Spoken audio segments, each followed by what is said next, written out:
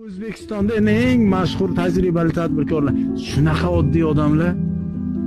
Men bu ko'chaga yurganlar nimaga kibr qilyapti, men hayronman. Men o'zimga dars olib chiqdim, bitta narsa olib chiqdimki, boy bo'lish uchun bu prinsiplar, bu kibrlar, bu manmanliklar kerak emas ekan. Bitta akani tanishtirdilar, shu yil 500 million dollar оборот qilgan ekan. Borib 5-4 minut gaplashib turdim. Ko'rsangiz hech nimasi yo'q odamdan ham oddiy. O'sha yerda bittani aniq haqiqatni tushundimki, mana shu bir-birini kavlash, bir balolar hammasi pastda. Hammasi endi 20 ming, 50 ming, 40 ming pul topgan joyda. Tepada mana bu millionlarning ichida shunaqa oddiy odamlar.